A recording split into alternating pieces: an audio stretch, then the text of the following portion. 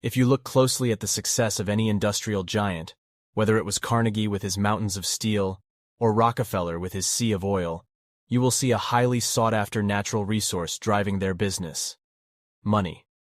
And in the late 1800s, John Pierpont Morgan held the greatest amount of authority over it.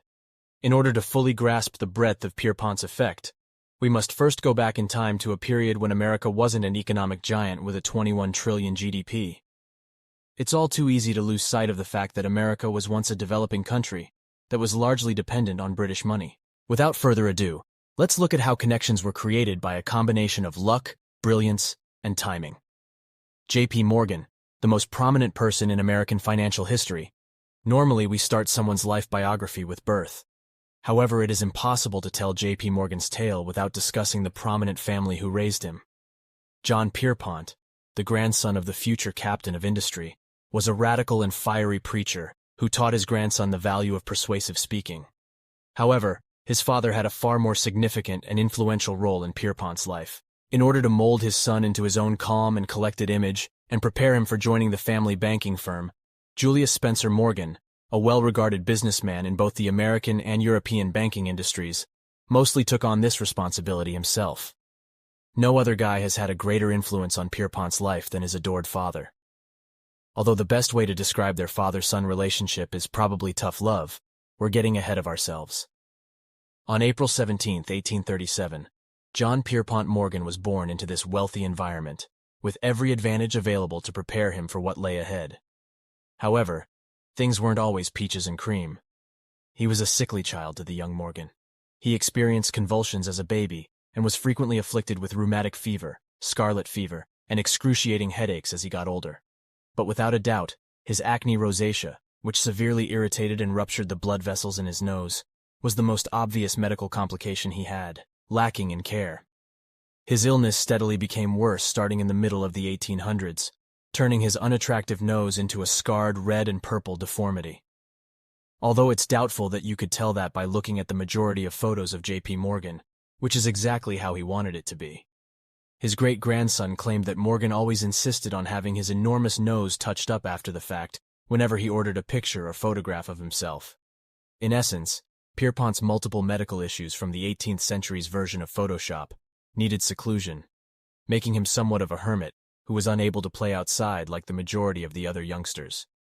Pierpont remained indoors, where he spent his time reading financial statements and studying. Back in the classroom, Pierpont found solace in playing the card game Patience, which turned into one of his lifelong pastimes when he wasn't learning new material.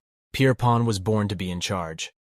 As he progressed through school, he frequently challenged his professors and used reason to convince them against disciplining him.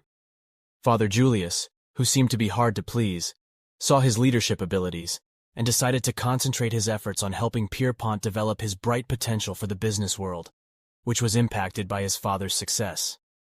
Pierpont developed a fascination for accomplished men and developed a practice of obtaining presidents' and other notable individuals' signatures.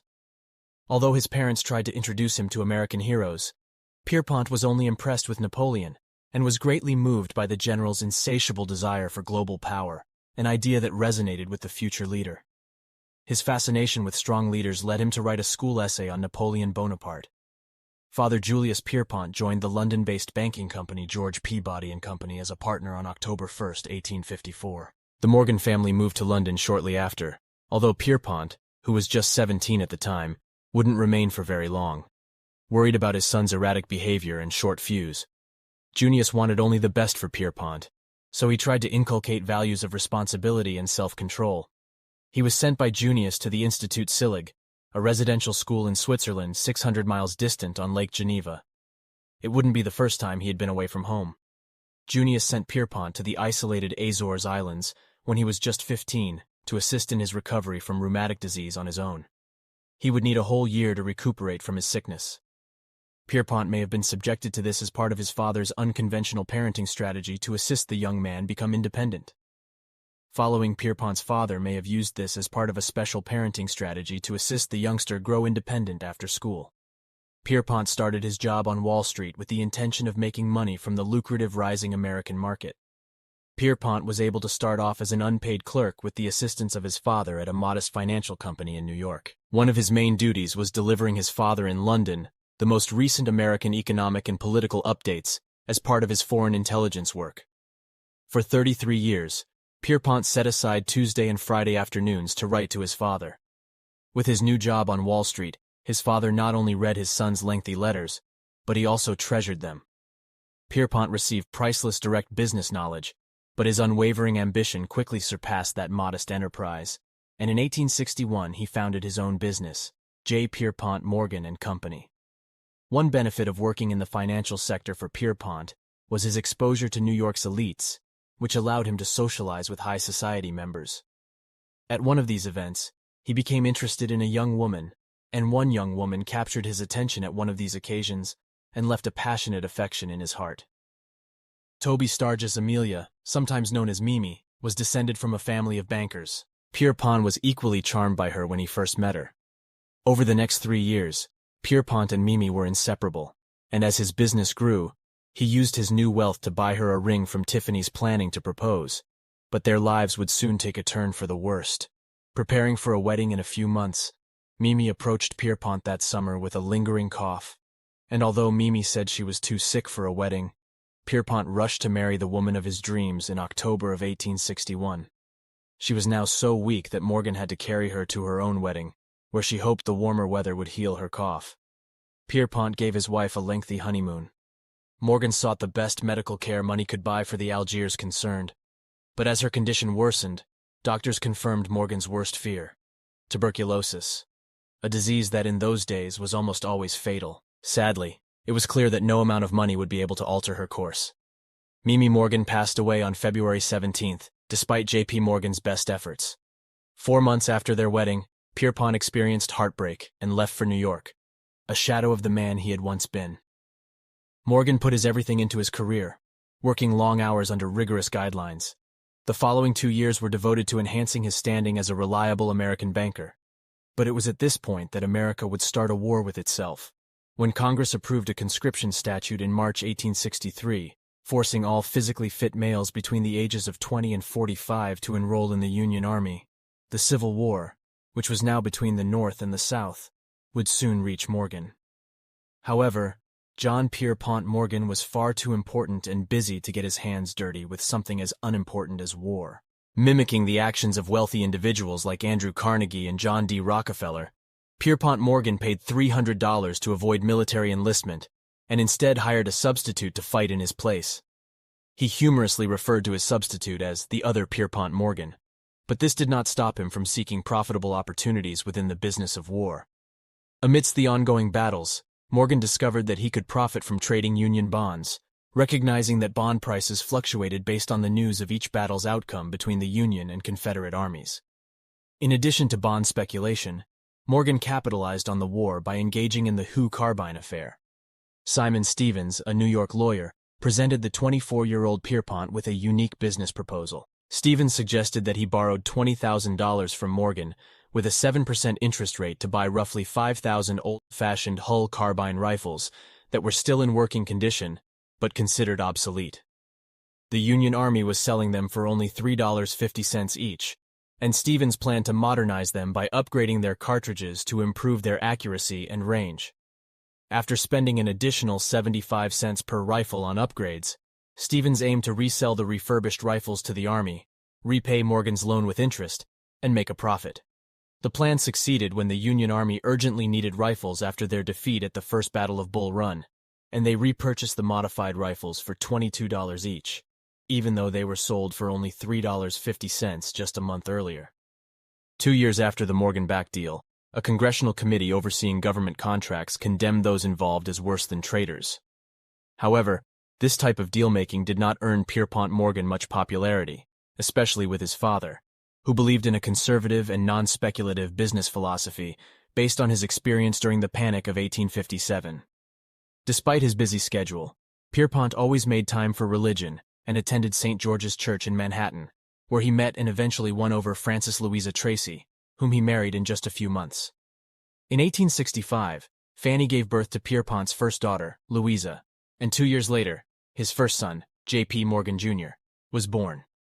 During this time, America experienced a period of wealth and prosperity, known as the Gilded Age or the Age of Enterprise, as the end of the Civil War led to a multi-decade economic boom. Business tycoons like Carnegie, Rockefeller, and Vanderbilt rose to prominence, and J.P. Morgan was perfectly positioned on Wall Street to meet the growing need for capital, backed by his family's old-world money from London. J.P. Morgan faced the dilemma of being only 33 years old, and already exhausted with the world expecting more from him. Though he considered retirement to rejuvenate his tired body, his father Julius insisted he continue in the banking business. Julius arranged for a new partnership for his son with a Philadelphia banker named Anthony J. Drexel, who was 11 years his senior and had established successful trade partnerships overseas. Julius intentionally surrounded his son with older and wiser minds to guide him in his endeavors. With $5 million in seed capital from Julius, Pierpont and Drexel formed a new venture in 1871, creating Drexel Morgan and Company. Pierpont agreed to join the partnership on the condition of taking a vacation to recharge his batteries. Upon returning from a 15-month vacation in Europe and Africa, J.P. Morgan purchased a 368-acre property called Craston in Highland Falls on the Hudson River to escape the city's noise and raise his growing family, which included 2 more daughters in the next few years. J.P. Morgan's exhaustion led him to consider retirement at only 33 years old, but his father Julius urged him to continue in the banking business. Julius arranged for Pierpont to partner with Anthony J. Drexel, an established Philadelphia banker who was 11 years his senior and had successful trade partnerships overseas. Julius intentionally surrounded his son with experienced and wise individuals to guide him in his career. With $5 million in seed capital from his father, Pierpont and Drexel formed Drexel Morgan and Company in 1871. Pierpont agreed to join the partnership on the condition that he take a vacation to rejuvenate his tired body. Throughout his life, J.P. Morgan regularly took vacations for several months each year to recharge. He often joked that he could accomplish 12 months of work in just 9 months' time. After returning from a 15-month vacation in Europe and Africa, J.P. Morgan purchased a 368-acre property in Highland Falls called Craston. This property served as a getaway from the noise of the city and a place to raise his family, which grew with the addition of 2 more daughters in the following years. It's not surprising that Pierpont valued excellence in all aspects of his life. He paid equal attention to his gardens and his finances, and was reputed for his skillful cultivation of roses, selecting only the finest flowers for his grand residence. In the same way he pruned his plants, he meticulously avoided any harmful elements that might hinder his business success back at his office on Wall Street. He was so focused on his work that he restricted women from entering the building except on New Year's Day, when the markets were closed. And even then, his partner's female secretary had to work from a location across the street to prevent any distractions for the busy businessmen. Such dedication and focus on his business led to extraordinary success in the banking industry. Despite the median annual income in the country being $500 a year, Pierpont was making over $500,000 a year, which was not only due to his financial expertise, but also his unwavering commitment to excellence. In addition to his commitment to excellence, Morgan's intimidating image also contributed to his success, particularly in his dealings with opponents in the railroad industry. His distinctive physical appearance, characterized by a bulbous and deformed nose, added to his fierce gaze, which was said to be akin to staring into the light of an oncoming train. Standing at an impressive 6'2", 8 inches taller than the average man at the time, Morgan used his imposing presence to dominate his rivals. The railroad industry had high startup costs, ranging from $17 to $35 million, and only a few banks had the capacity to finance such large-scale projects. Despite this, the industry had become oversaturated, with multiple companies vying for a share of the market and trying to keep up with the nation's continuous expansion. It was not uncommon for one individual to have control over an entire industry during this time. However, Drexel Morgan and Company were fortunate to be one of the few banks capable of financing such large-scale projects. While Carnegie was producing more steel than all of Great Britain, and Rockefeller was refining up to 90% of America's oil, the railroad industry was vastly different. Unlike other industries that were dominated by monopolies, many railroad owners had to contend with fierce competition from rivals. It was not uncommon to have several companies laying rail lines along the same route in a bid to outcompete each other and reduce profit margins. While others saw this as a sign of oversaturation, Morgan perceived it as an opportunity. Rather than simply owning stock and passively investing in railroad companies, Morgan took a more active role in managing the businesses he invested in. He would take a position in a company and join its board of directors, reorganize the leadership, and steer the company in the direction he deemed best. This approach became known as the Morgan Organization, and is what we refer to today as activist investing.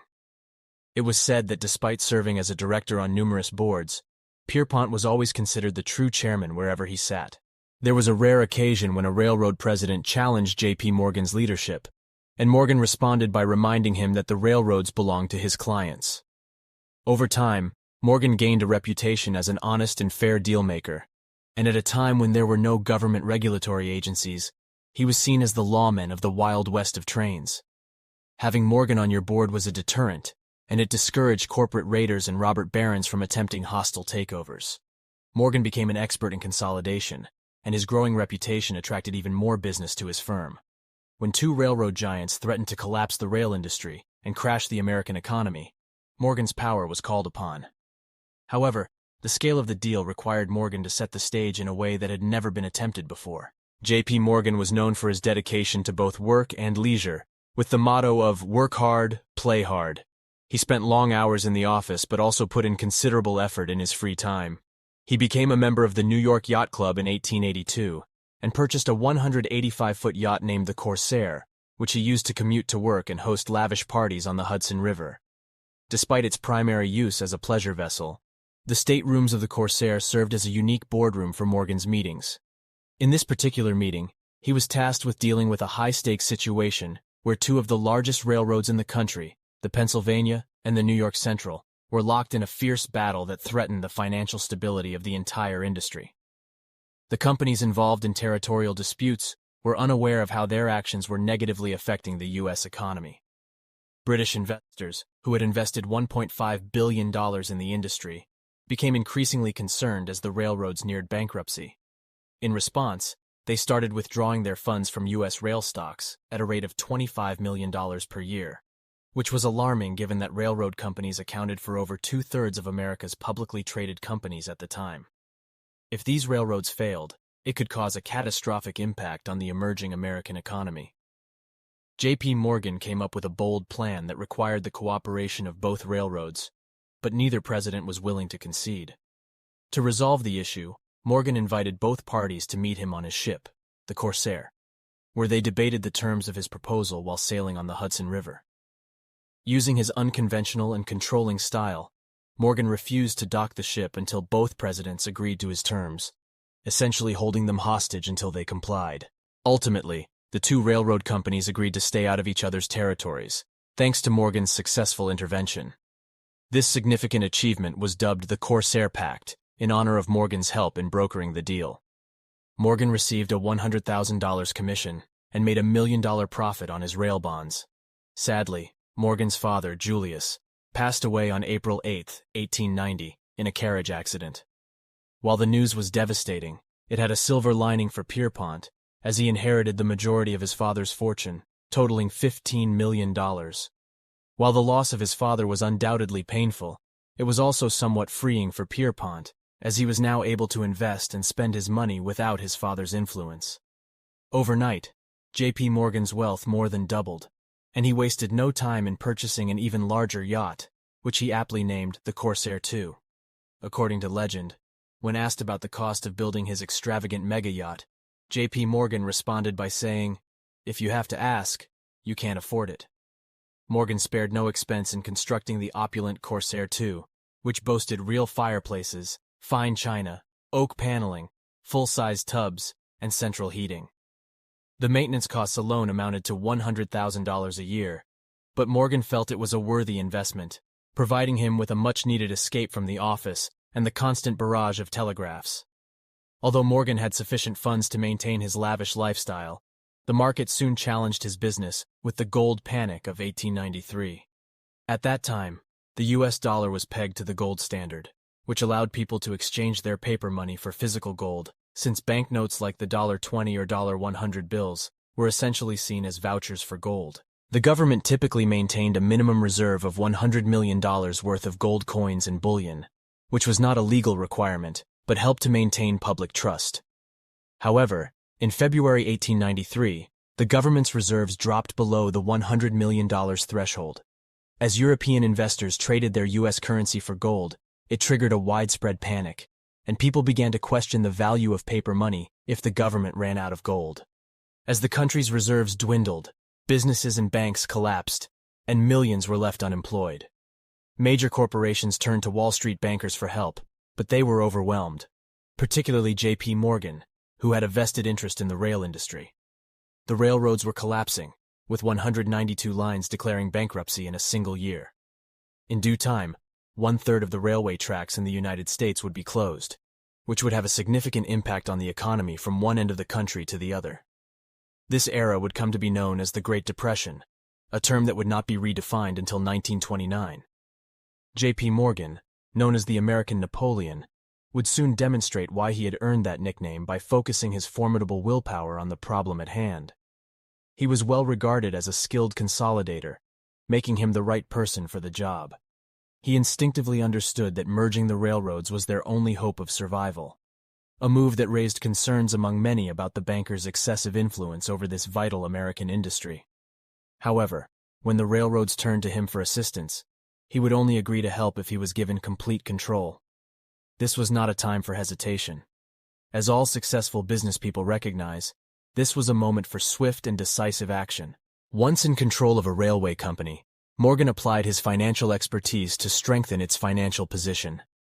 This involved refinancing its debts, issuing new shares to raise more capital, and utilizing other strategies from his financial playbook. Through these efforts, Morgan was able to gradually curb the runaway nature of the railroad industry. As a result of his success, Drexel Morgan & Company gained a secure hold on all future business with major rail lines, as well as earning sizable commissions. Morgan not only came away from this 20-month financial feat with more wealth, but also newfound notoriety and fame. His reputation as an accomplished financier propelled him even further, ultimately leading him to be received by the highest office in the United States.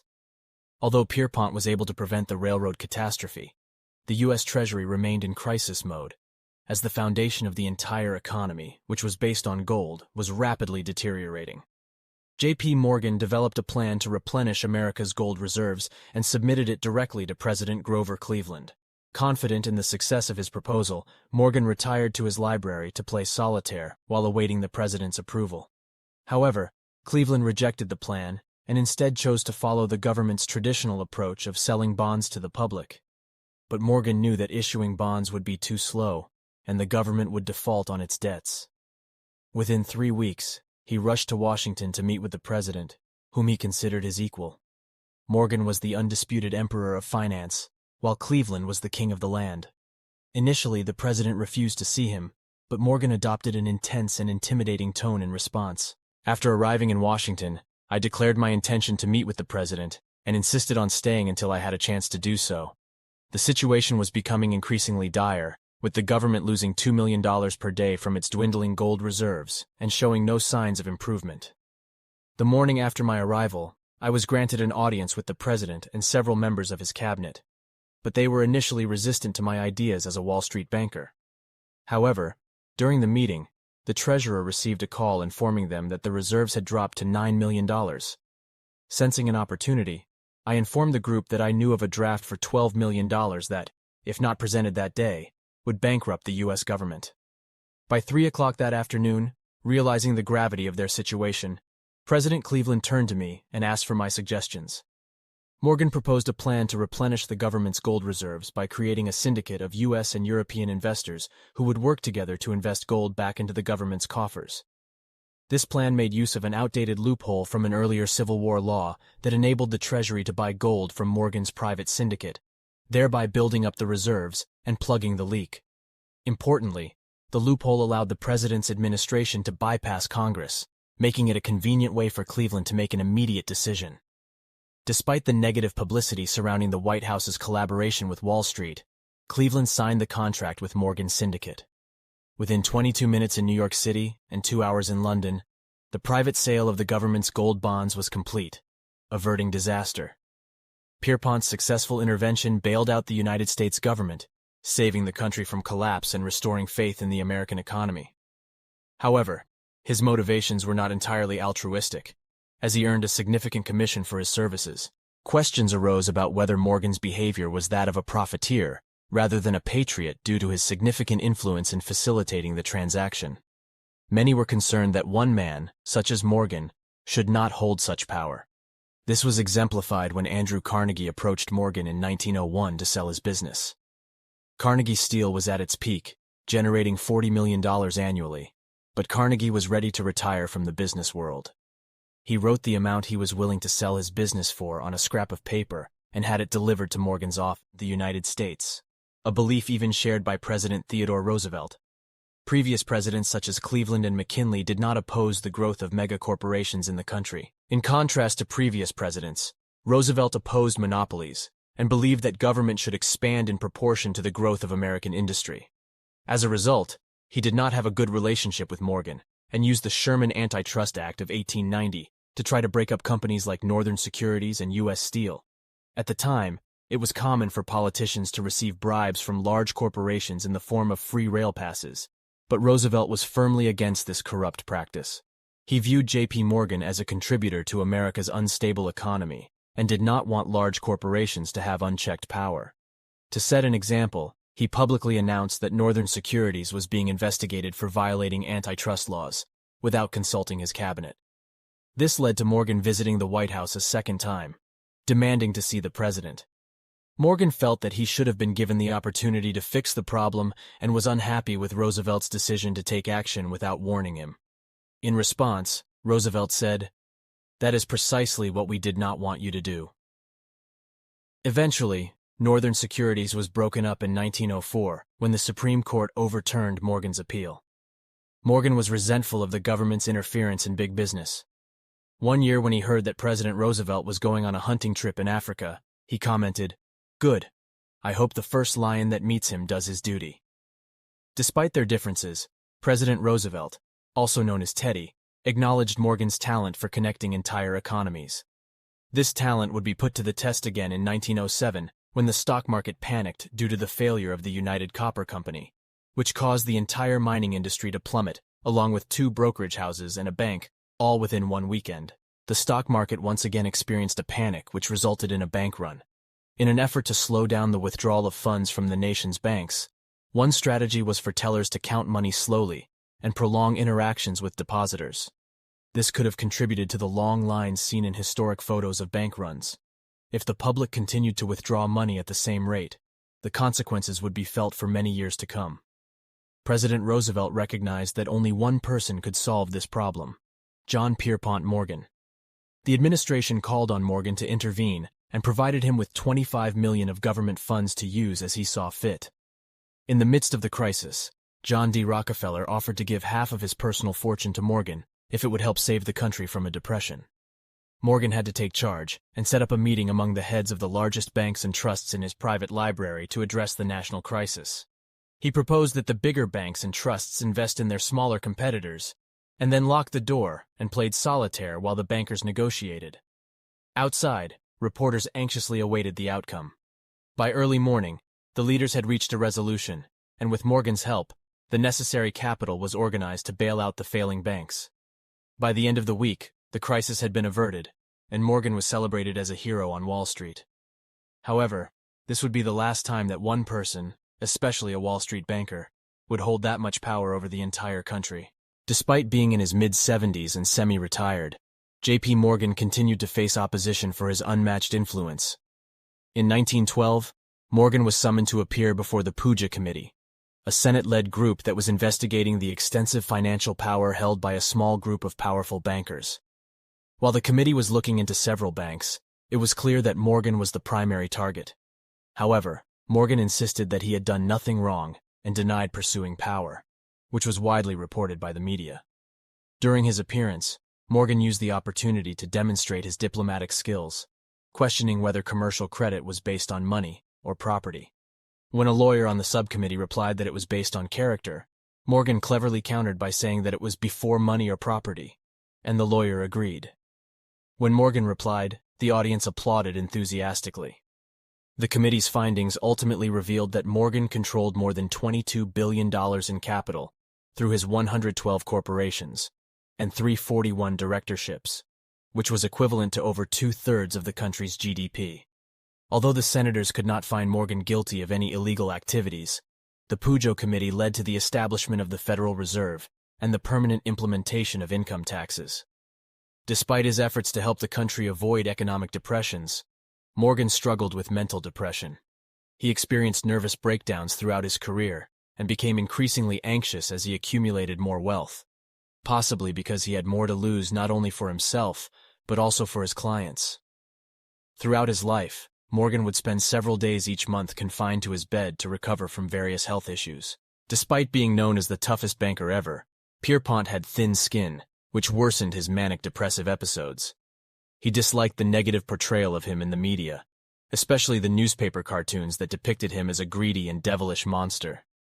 In his final years, he faced significant personal struggles, dealing with intense criticism while trying to establish himself as America's most successful and patriotic financier.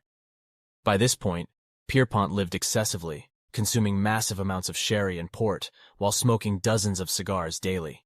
He ate a breakfast so large that it was said to be enough to kill a horse, which was not helpful for his health. When he found out about the sinking of one of his investments, the Titanic, which he owned through his shipping trust, he was deeply affected. Interestingly, he and his multi-million-dollar art collection were almost on the ship, but a last-minute fluke saved them from the tragic fate. When the Titanic sank on April 14, 1912, it may have been too overwhelming for the elderly Titan who was on board. A year later, on March 31, 1913, while in Rome, Morgan passed away shortly after midnight. His son, J.P. Morgan, Jr., believed that the Pujo Committee had caused his father great distress, leading to his death. In honor of Morgan, Wall Street lowered its flags to half-mast and closed the New York Stock Exchange until noon. At the time of his death, his personal net worth was estimated to be around $80 million, with about half of that value in his art collection alone. Andrew Carnegie, upon hearing about Morgan's death and his relatively small poultry fortune, jokingly remarked that Morgan wasn't even a rich man, though most industry leaders believed he was much wealthier than he actually was. Nevertheless, Morgan's influence and legacy were not solely measured by his wealth. Following his death, a significant portion of Morgan's art collection was donated to the Metropolitan Museum of Art, where it remains on display today. However, artwork only represented about 5% of his vast collection, which also included priceless items like Napoleon's watch, Leonardo da Vinci's notebooks, and a 5-page letter from George Washington, among many other treasures. In 1924, Morgan's personal library was made accessible to the public, serving as a testament to the incredible amount of influence and power he had accumulated in his lifetime. Ultimately, one of the key takeaways from J.P. Morgan's life is his remarkable influence and power.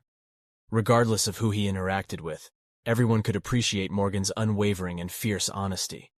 Even his rival, President Roosevelt, couldn't help but acknowledge Morgan's greatness, saying, "Mr. Morgan was politically opposed to me, but whenever I was brought into contact with him, I was struck not only by his very great power, but by his sincerity and truthfulness."